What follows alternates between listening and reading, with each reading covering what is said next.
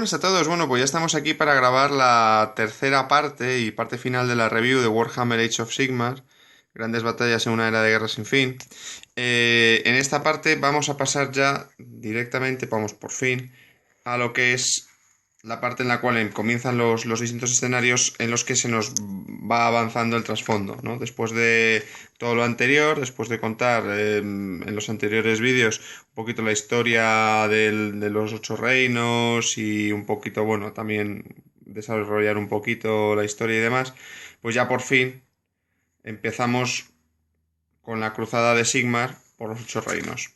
En este libro tendremos tres de los reinos a los que lanza los Stormcast Eternal, que son el reino del fuego, el reino de la vida y el reino del metal.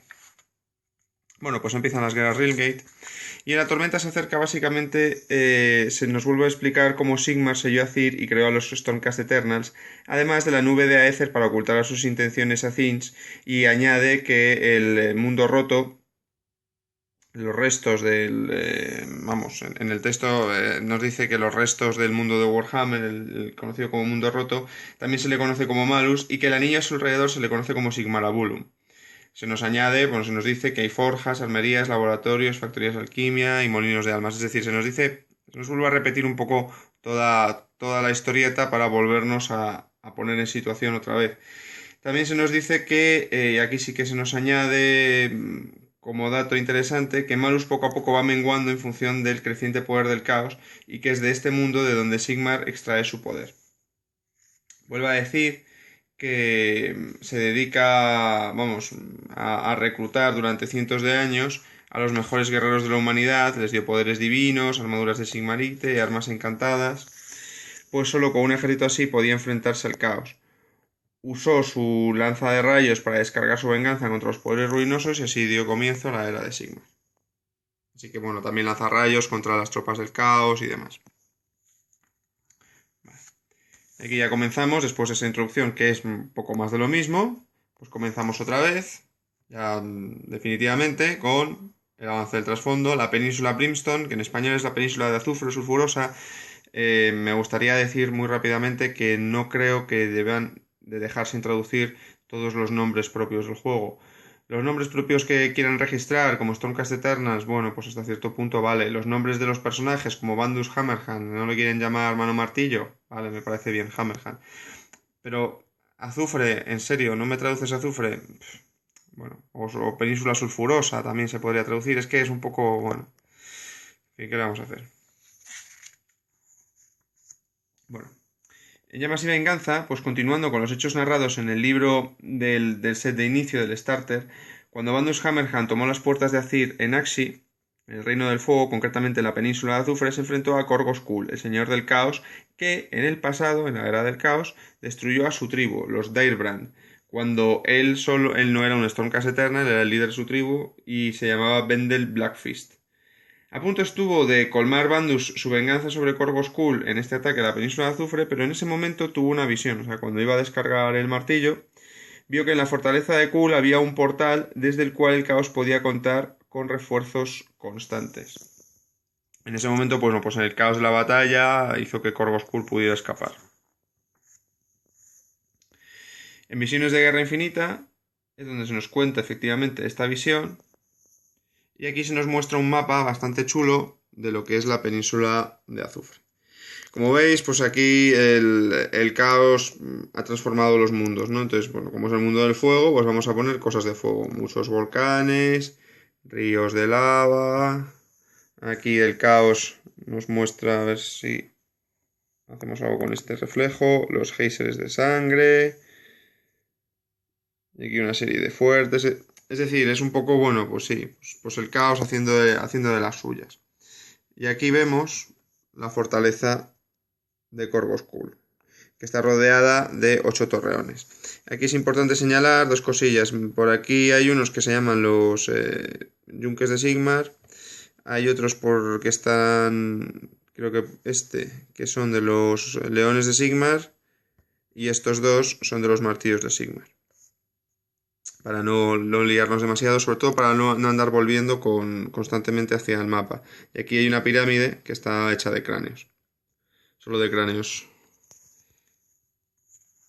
Vale.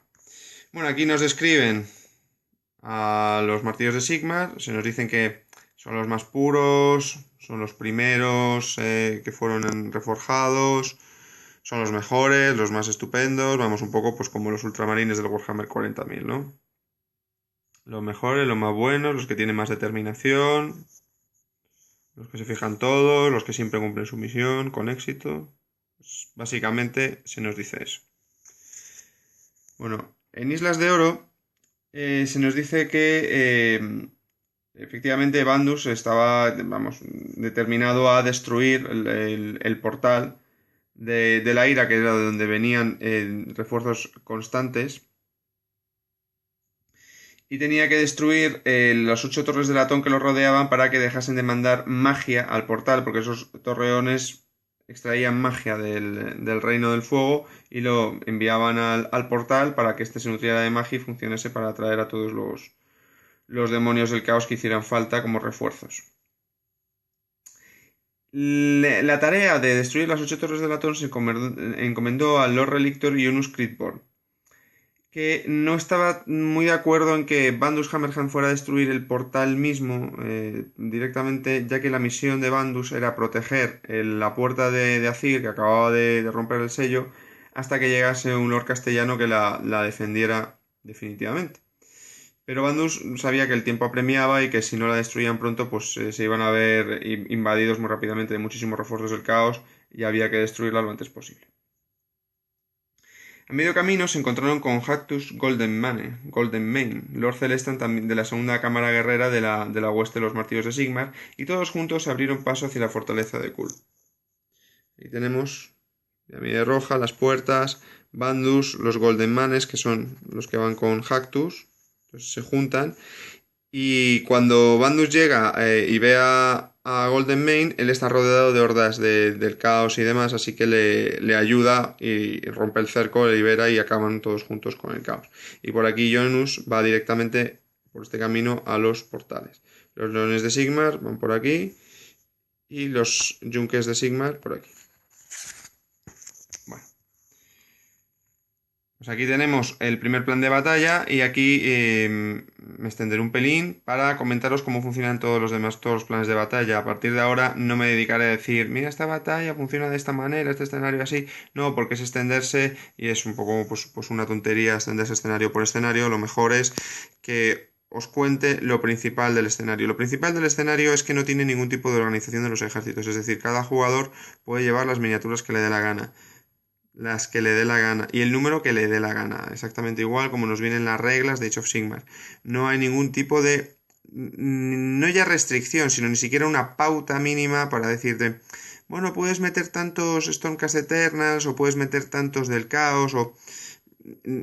Tienes que meter a un general que represente a Bandus, ni siquiera, ¿no? En el fin de los tiempos al menos nos ponían, pues en los escenarios mismos, mete tal personaje especial y luego muchas veces en los relatos de las batallas o en algunos apéndices venía un poco una relación de las unidades que habían participado y uno puede decir, bueno, pues mira, en esta batalla hay muchos zombies, voy a meter una unidad de 50 zombies porque hay muchos, por ejemplo. Es decir, en las batallas de tipo histórico, las del fin de los tiempos no son históricas, pero las batallas de histórico, pues si uno juega a Gettysburg sabe que hay tantos soldados del norte y tantos del sur. Si uno juega a Cana sabe que hay tantos soldados cartagineses y tantos romanos. Y se hace unos ejércitos más o menos un poco en relación a eso. Aquí no. Aquí ni siquiera eso. Y aquí ni siquiera hay un coste en puntos ni nada. Te dicen, mete las miniaturas que quieras y el único criterio es que si un jugador tiene al menos un tercio más de miniaturas que el oponente, él debe de ser obligatoriamente el invasor. Bueno. Así que ya me he extendido bastante con esto, simplemente señalarlo. No es algo que me guste porque yo creo que, bueno, que dejarlo completamente al arbitrio de los jugadores de cualquier manera. Tal vez se debería haber incluido en Age of Sigmar la figura del máster de las partidas como, bueno, pues una persona que te las compense un poco o que les dé un poco de gracia, porque si no, pues me enfrento con 10 gigantes contra 10 esqueletos, ¿no? Algo así.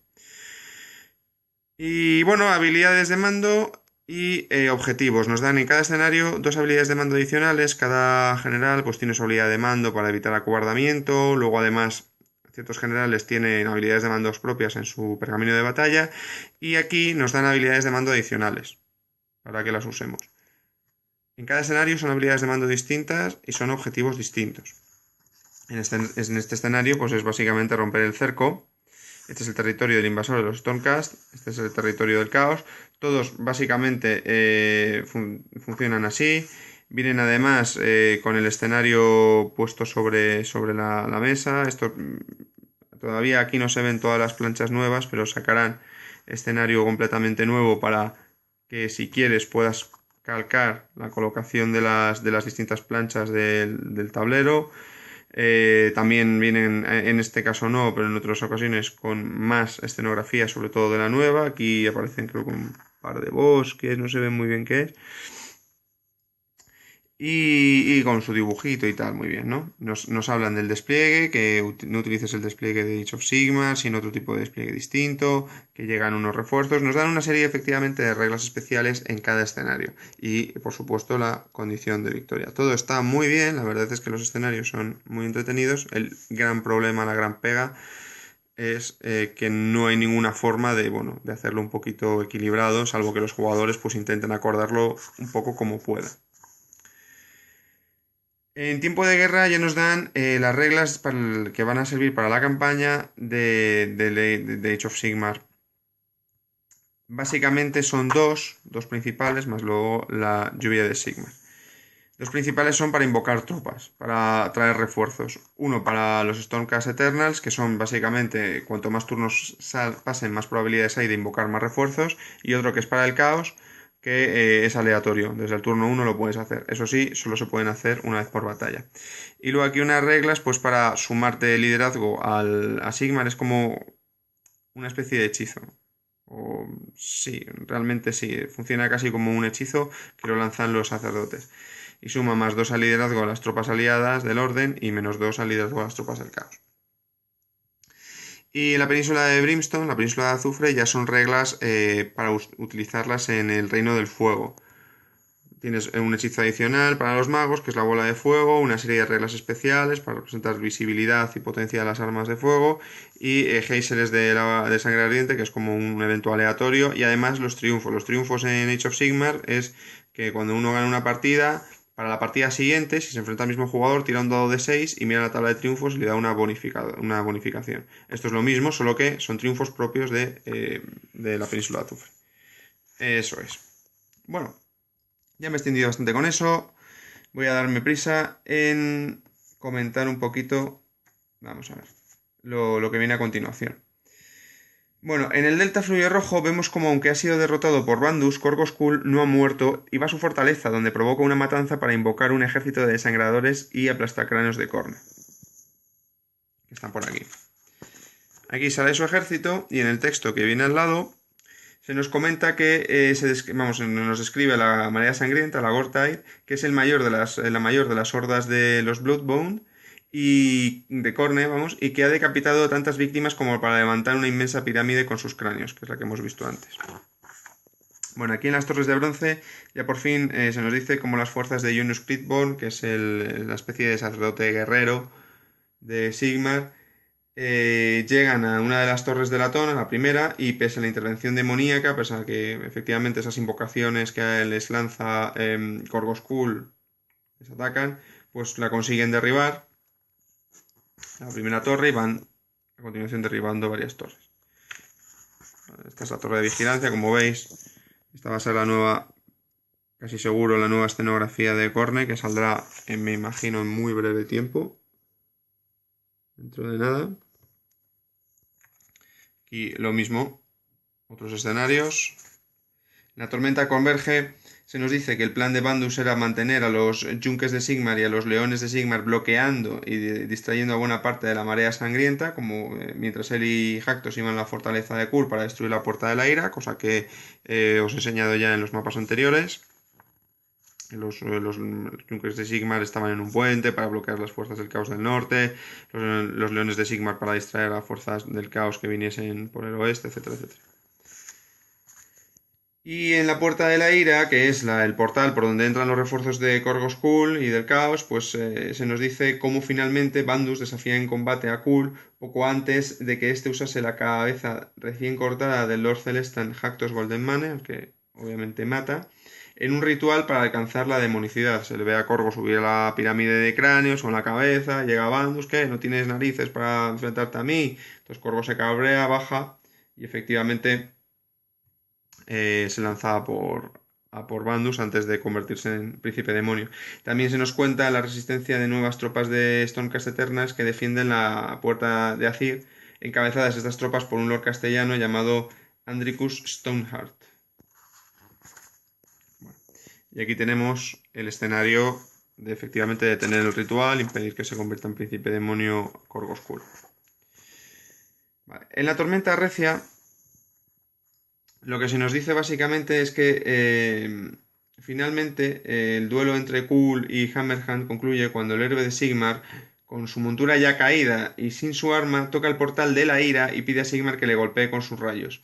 Estos caen y destruyen tanto la puerta de la ira, que es un portal hacia el reino del caos, que no sabemos, aquí a estas alturas no sabemos con seguridad si es uno de los portales que originalmente llevaban al puente de todas partes o no, aunque lo que te dan a entender es que el caos está corrompiendo los mundos y que los distintos portales se van corrompiendo, aunque no sean los que iban a todas partes, aunque sean portales que comunicasen un reino con otro, se iban corrompiendo y iban comunicando poco a poco con el reino del caos. También destruye con esos rayos la pirámide, vamos, el propio Sigmar, la pirámide de cráneos de Kul. A todo esto, si simplemente le bastaba a Bandus con tocar la puerta de la ira y decir, Sigmar, tírame un rayo y mátame, ¿por qué no lo hizo Sigmar desde el principio? O sea, es como un poco raro, ¿no? Que Sigmar con tanto poder no pueda bombardear directamente, en plan bombardeo orbital, todas las fortalezas del caos y así se ahorra tantas bajas. Pero bueno, como al fin y al cabo esta gente no muere, pues da igual.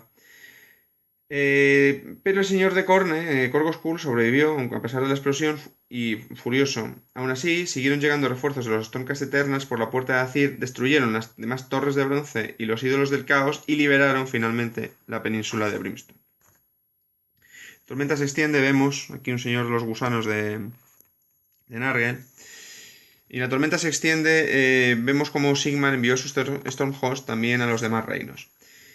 Para que veáis la escala, dicen que Sigmar envió a 1000 ejércitos a los 7 reinos. ¿Cuántos son un ejército? Bueno, pues una cámara guerrera que la he contado, lo he comentado antes, pero lo vuelvo a decir, son unos 250, es decir, unos 250.000 como mínimo unos 250.000 Stormcast Eternal. Puede que más, puede que la escala pueden que sean millones, literalmente. O sea que no se conoce la escala, porque tabla de reinos, no se sabe el tamaño, no se sabe nada.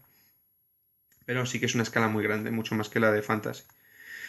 Bien, los Sigmaritas descubrieron un problema adicional, y es que el caos había corrompido no solo a los humanos que vivían allí, sino a la propia tierra, incluyendo las puertas de los reinos, haciendo que comunicaran con el reino del caos. Los portales corrompidos, más allá de toda restauración, debían ser destruidos, que es lo que acabo de comentar. La expansión de Nargel describe cómo los últimos tiempos, en estos últimos tiempos Nargel se está haciendo cada vez más poderoso y poco a poco va corrompiendo, mientras va corrompiendo los reinos mortales. Más corrupción, más poder para Nargel. Pero el reino que más atraía a este dios del caos era Jiran, el reino de la vida, que lo quería transformar, lo quería convertir en su jardín. Las hordas del dios de la plaga lo arrasaron y subyugaron a las civilizaciones humanas de allí o las obligaron a convertirse al caos. Nargel esparció su plaga por todo Jiran y corrompió o destruyó a estos humanos. En Emboscada de los Verdes Claros se nos dice que el problema para Nargel era que el Jiran no se dejaba corromper. Siempre había una arboleda, un claro, un lago inmunes a su corrupción. Por ello, las tropas del caos recorrían todo el territorio destruyendo todo lo que no podían corromper. Las tropas de Nargel en la emboscada de los Verdes Claros se supone que llegan a este sitio, los Verdes Claros, liderados por un señor de Nargel llamado Glutri, que tampoco los nombres no son importantes porque al menos en este libro no vuelven a salir, y un hechicero llamado Cradelblob. Esperaban lograr algún tipo de trofeo antes de la llegada del gran y temido Glotkin, para que no les castigase si no obtenían ningún tipo de trofeo. Pero entonces los Verdes Claros les atacan. Dríades y hombres árbol atacan a las tropas del caos. Y aquí es básicamente el plan de batalla que representa esa emboscada. Básicamente. Vale, bueno. Pues aquí ya tenemos las reglas de tiempo de guerra del reino de la vida, de Jiran, que son reglas pues muy similares a las del reino del fuego, solo que bueno, con sus propios triunfos, con sus propios hechizos, con sus propias reglas especiales, etcétera, ¿no? Pero el esquema es muy similar. Aparte en estas también se siguen aplicando las reglas de la tormenta de Sigmar, refuerzos para el caos, refuerzos para los Stormcast, etcétera. Bueno, Sigmar envió a Jiran varias huestes, los caballeros aziros, encargados de seguir las rutas ocultas para localizar los enclaves secretos de los Sylvaneth y restaurar la alianza con Alarielle, a la cual quería destruir el propio Nargel. Entre todas las huestes que mandó, dejó solo una en reserva, que son los templarios astrales. Pero lo que más preocupaba a Sigmar, y aquí se ve, eran las puertas del alba. Allí tenía un mal presentimiento y allí mandó a los caballeros sagrados liderados por el Lord Celestan Gardus. Aquí nos describen los caballeros sagrados o Hallowed Knights, este texto. Y bueno, se nos dice que son los más fieles a Sigmar, los que más creen en Sigmar y demás. Tiene un grito de guerra que dice solo los fieles, etcétera, etcétera. Son como los que tienen más fe en Sigmar. Vale. Aquí entre las puertas del alba se nos dice que las puertas del alba se alzaban en las marismas de Girtract. La podredumbre se extendía por todas ellas debido a unos ídolos de Nargel que impedían que la tierra sanase, que la tierra se recuperase de la putrefacción.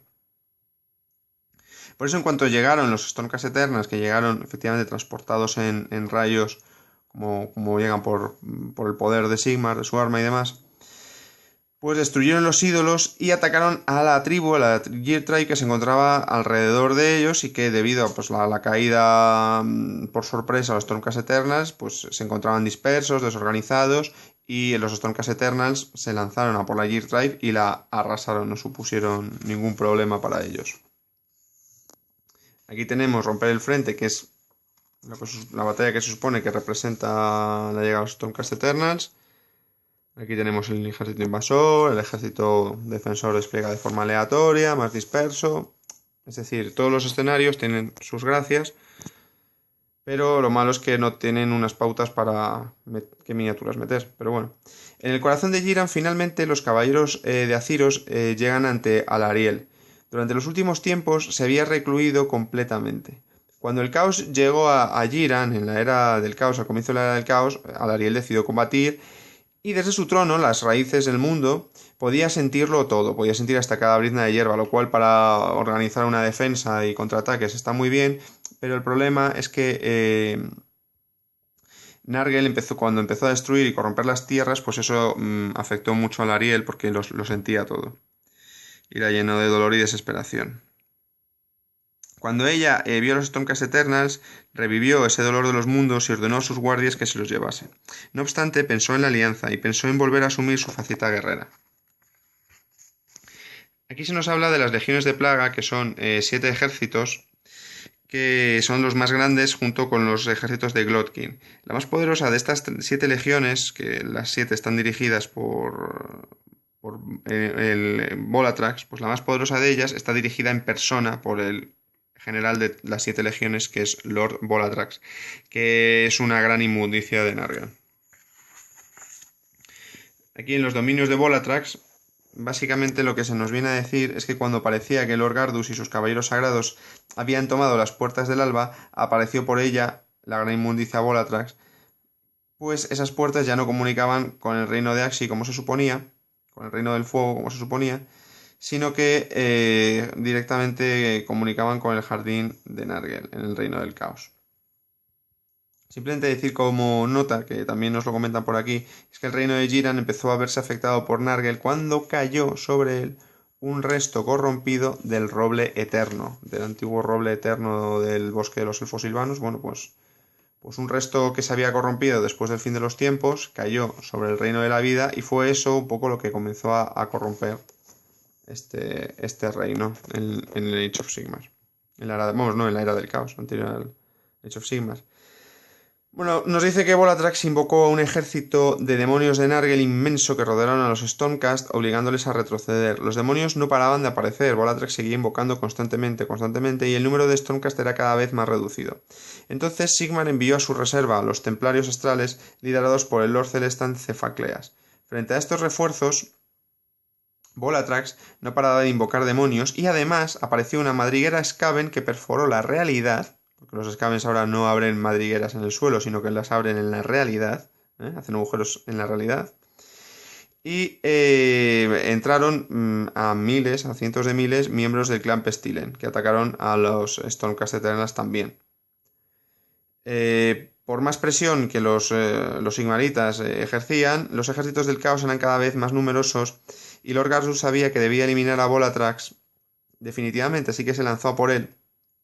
No obstante, pese a que le hería constantemente, la gran inmundicia parecía no sentir los golpes. Al final, tomó una decisión y Lord Gardus se lanzó dentro del portal. Tras él fue a perseguirle Lord Volatrax, pero justo cuando el demonio atravesó la puerta, ésta se resquebrajó y derrumbó. Lord Gardus había destruido la Realm Gate. A pesar de la destrucción de la Realm Gate, los Stormcast Eternals seguían viéndose muy superados numéricamente, y no fue sino hasta la intervención de un ejército de dríades y hombres árbol, un ejército de Sylvaneth, que los Stormcast Eternal pudieron por fin derrotar primero los Skavens y luego los demonios, que ya no contaban con refuerzos que venían constantemente. Además, apareció al final de la batalla el líder de los Sylvaneth, que se acercó a Lord Cefacleas, líder de los Templarios Astrales, y le contó que había una puerta secreta a Azyr por la que volver a Azirheim. Los pocos Stormcast Eternals supervivientes, tanto de los Templarios Astrales como de los Hallowed Knights, de los Caballeros Sagrados, podían volver a casa. Los que habían muerto podrían volver a ser reforjados. El problema fue que Lord Gardus no iba a volver porque se había sacrificado entrando en el jardín de Nargel, destruyendo la puerta que comunicaba con el Reino del Caos desde el otro lado. Y aquí tenemos la batalla, preventivo, con el escenario y demás. Y por fin, la última parte, la ardiente llama de la guerra. Y esta es en el Reino del Metal. Penetrar en Chamon comienza a decir que Sigmar envió al Reino del Metal a los Caballeros Azyros para recuperar el contacto con Grugni y los enanos que se encerraron en sus montañas y minas poco después de la creación de los Stormcast Eternals. Decidieron encerrar después de crearlos, después de darles armas y armaduras. Mandó también a los Vengadores Celestiales, otra hueste de Stormcast Eternals, que son estos, con la misión de tomar la Vía Argentea, que era una puerta de los reinos construida por los enanos en la era de los mitos, que permitía viajar a cualquier reino, bastando solo con nombrarlo antes de entrar. Antes de entrar, el reino de la muerte, vas al reino de la muerte. El reino de la vida, vas al reino de la vida. Y así, de manera que era un objetivo estratégico claro. Pero había alguien observando a los Sigmaritas, el mago Efrix, discípulo de Tzeentch. Pensaba en usarlos para sus oscuros propósitos. Aquí vemos un mapa, para no tener que dar la vuelta, caos por 3. Vemos que los Vengadores Celestiales pues aparecen en varias zonas de Chamon. Esta es una puerta que más adelante también toman. Y esta es la Vía Argentea, que es clave. Y luego aquí hay una fortaleza de Tzeentch, que es la fortaleza sobrenatural, que está construida sobre las ruinas de Exilia. Ciudad destrozada. Bueno. Aquí se nos describen a los Vengadores Celestiales. Al igual que los otros dos, que eran los Mártires de Sigmar y los Caballeros Sagrados, los Vengadores Celestiales, en este caso, son los que más ansias de venganza tienen contra el caos. ¿Quién lo diría, eh? No, son los que más odian, los más fieros, los que más rabia le tienen al caos.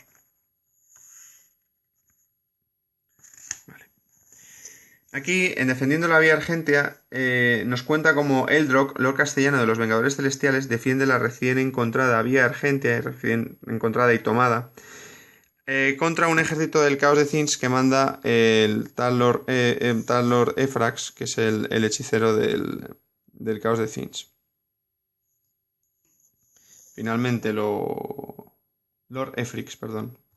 contra Lord Efrix. Finalmente, pues efectivamente los Vengadores Celestiales logran rechazar a las huestes del caos que no toman el portal de la Vía Argentea. Aquí tenemos el propio escenario. Y aquí en la fortaleza sobrenatural se nos dice que mientras tanto Tostos Blaestorm, que es el Lord Celestan de los Vengadores Celestiales, y el resto de sus tropas fueron a la fortaleza sobrenatural, que es el foco corruptor del caos en la región. Otras cámaras que hemos visto antes en el mapa fueron convergiendo en torno a él. Una de ellas tomó con facilidad la puerta Torre Luciente y ya todos los ejércitos de Sigmar se lanzaron contra la fortaleza de Thyns, convergieron por la fortaleza de Thyns. Lord Efrix se encontraba allí. Él había construido la fortaleza alrededor de un artefacto de enorme poder que fue descubierto hacía cientos de años. La luz que irradiaba cegaba a los malvados, así que cubrió el artefacto con la fortaleza y usó recipientes en forma de cráneos humanos para, por un proceso mágico, extraer la magia del artefacto. Los cráneos además los convierte primero en cobre o algo así. Con su poder pensaba corromper todo Chamon y arrastrar el reino del metal al laberinto de cristal de Thyns, en el reino del caos. Esta sección, en un asalto atronador, y este es el escenario que representa efectivamente lo que es el trasfondillo, nos cuenta cómo los Stormcast Eternals atraviesan las ruinas de Exilia hacia la fortaleza que está en el centro, acabando con toda oposición hasta llegar a la misma fortaleza y descargar y lanzar disparar los Judicator contra ella, ¿no? Los disparos de estos arcos y ballestas que tienen los Judicatos, pues disparar contra ella para intentar destruirla. No obstante, las calaveras absorbían la magia de los arcos y los cañones mágicos, pero las tropas del caos se lanzaron al cuerpo a cuerpo en lugar de permanecer en la fortaleza y fueron aniquiladas por los Vengadores Celestiales que llegaron al patio y parapetos del castillo. La cantidad de magia utilizada, porque además al mismo tiempo iban cayendo rayos lanzados por Sigmar, rayos de Thyns, etcétera, etcétera, pues toda la cantidad de magia utilizada iba sobrecargando la fortaleza. Aquí nos viene con tropas distintas. Y estaba sobrecargando efectivamente su capacidad de absorción de magia. El campo de batalla era un caos y Efrix vio cómo los Stormcast Eternals empezaban a destrozar las calaveras del castillo, así que tomó una medida desesperada. En este texto que hay aquí se nos dice que Lord Tostos Blaestorm se lanzó con sus guerreros contra un Mutalí del caos, le abrió el cráneo, veía que sus guerreros, los Vengadores Celestiales, estaban cobrando su venganza, que estaban arrasando el patio y se acercaban hacia el hechicero del caos por los parapetos, pero entonces el poder almacenado de la fortaleza se liberó como una gran detonación de poder cegador que abrió hasta brechas en los muros del alcázar de la fortaleza y consumió a los Vengadores Celestiales que estaban en los alrededores. Antes de morir, Tostos pudo ver una luz dorada en el corazón del castillo, pura como los mismísimos cielos. Y al final tenemos una representación de Sigmar, Tostos Blaestorm, que es el que acaba de morir, y le acaban de reforjar, y Bandus Hammerhand. En el texto que hay aquí se nos dice que Tostos se hallaba ante Sigmar, había sido reforjado y había perdido parte de su memoria después de la reforja, pero todavía recordaba lo que pasó en Chamon, es decir, que pierdes la memoria a largo plazo, no recuerdas quién eres realmente, pero la memoria a corto plazo la mantienes. Cuando le dijo a Sigmar lo que había pasado en la fortaleza, el rey Dios se dirigió hacia Bandus Hammerhand y le dijo que preparase a sus guerreros, pues habían hallado a Gal Maraz. Y nos dice, aquí en un texto, que en ese momento algo se movió oculto en las sombras. Una figura galarguirucha rasgó la realidad y se deslizó por la grieta agitando la cola. Vamos, que hay espías Skavens hasta en el reino de los cielos. ¿Esto qué nos lleva a decir? Pues que efectivamente el siguiente libro, como ya se ha rumoreado, ya sabréis todos o casi todos los que estéis viendo este vídeo, el siguiente van a ser la lucha en Chamon, se va a llevar hasta el reino del metal, va a continuar el trasfondo y van a ir a por el martillo de Sigmar, el Gal Maraz, a ver si lo consiguen. Por supuesto, en medio se meterá obviamente el caos y entre el caos los Skavens que están incluidos. Finalmente, en Leyendas de Guerra, pues nos cuenta nos da unos consejos sobre cómo aplicar las reglas, cómo aplicar los modificadores y demás. Bueno, cómo usar ciertos atributos, ciertos valores, etcétera. No, no es muy importante. Es un añadido muy pequeño a las reglas. Realmente no es algo. Simplemente son aclaraciones realmente. Es que, pues eso. Y luego por fin, pues bueno, por último vamos. Los pergaminos de batalla que ya hemos visto que están en descarga gratuita en internet, pues de los Celestant, en Dracon, en Dragón ese raro, en Dracoth, el Lord Festan a pie, el Lord Relictor, este es Jonus Kidborn, es como esto, el Lord Castellano, los Lord Castellanos que son así, todos con sus reglas, sin su coste en puntos, los perretes, los ecutors. Aquí lo que nos añaden son el Lord Castellano, el Lord Celestan a pie, los perretes y los judicatos, que es lo más interesante que nos añaden, ¿no? Aquí los retributos y tal. Los Liberator, digo que nos lo añaden respecto a las tropas del set de inicio, del starter. Y aquí un poderoso señor de Khorne. En las tropas de Khorne ya es exactamente lo mismo que las del starter, del set de inicio del juego, Bloodstoker, etcétera, etcétera. Viene exactamente lo mismo. Y por último, los Sylvaneth, que también se pueden descargar gratuitamente en la web. Son los hombres árbol y los ancianos hombres árbol y las dríades y la Brainswraith esta de los elfos silvanos. Por último nos vienen, bueno, aquí reglas para el bosque, y por último nos vienen pues unas formaciones. Esta es la que viene en el starter. Esta es una formación nueva solo de personajes. La formación del starter de una banda, vamos, del caos. Y una formación para los Sylvaneth. Y ya está, muy bonito todo. La verdad es que espectacular. Creo que ya me he extendido demasiado, así que lo voy a dejar aquí. Respecto al trasfondo, pues bueno, sí, el libro es precioso, pero bueno, respecto al trasfondo no me ha convencido del todo, aunque lo dejaré todos mis comentarios para el siguiente vídeo, que será de conclusiones. Así que bueno, si os ha gustado, al menos os ha gustado más o menos como os lo he contado, pues dadle al like, suscribiros y animados, porque vamos a seguir con estos vídeos, así que haced clic en los siguientes vídeos porque vamos a seguir con esta historia. Gracias.